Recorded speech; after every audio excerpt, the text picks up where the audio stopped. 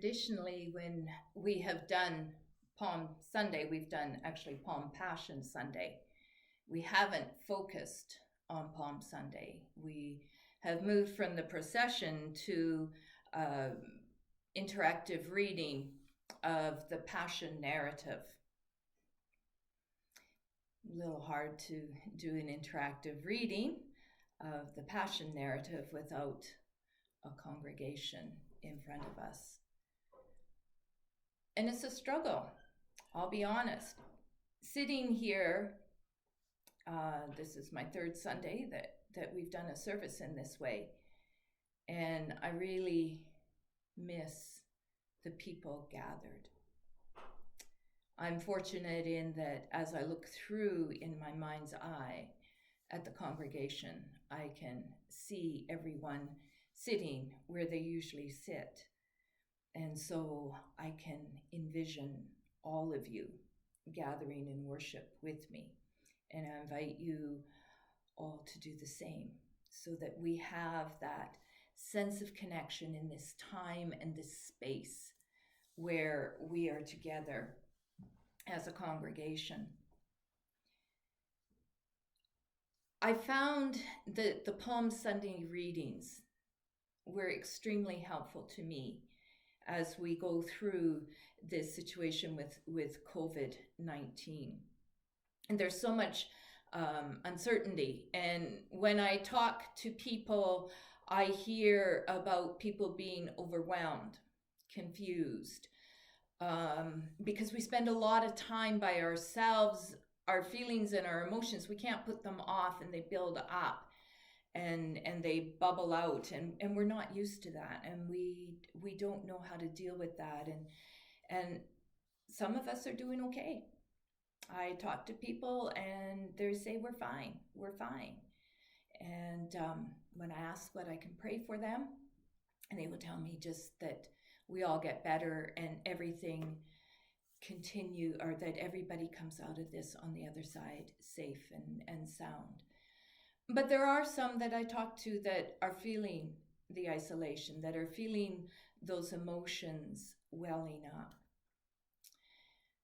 I think the Palm Sunday speaks to all people, not just to those of us that are struggling, but to everyone.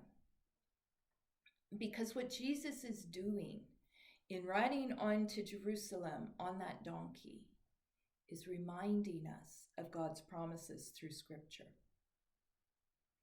Jesus is reminding us that our God does not operate in the same way that human beings did.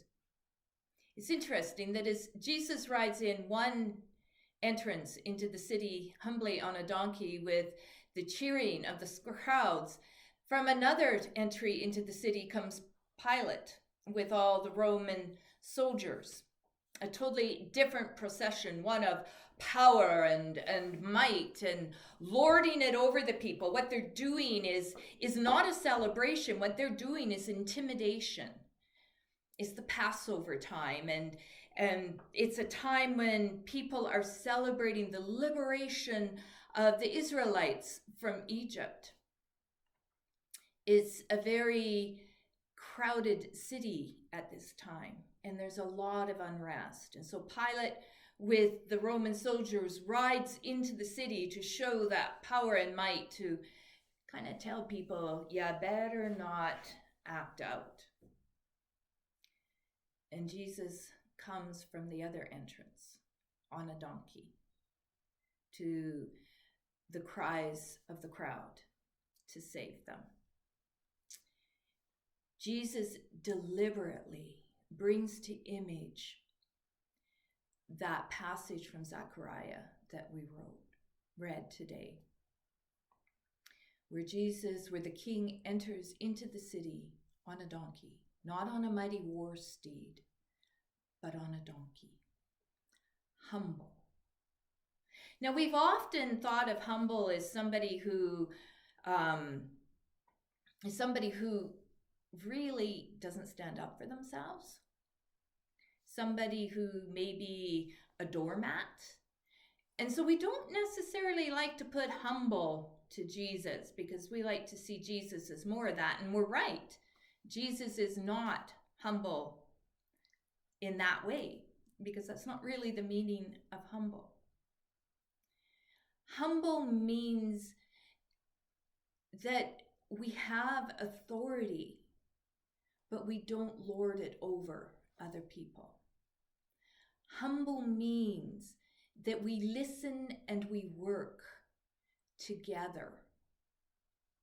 That it's not just one person giving orders and the rest of us towing the line or else, but that we work together. Jesus listens to us and calls us to work. We see that so often in the parables and the stories that Jesus tells. He uses signs from everyday life. He observes what are the rhythms and routines and how can we relate? How can we do things in our ordinary lives? How does that have meaning for us? He lives with us. And that's another sign of humbleness. It's not someone living in a palace. It's someone who comes among us. And that's never more evident than today.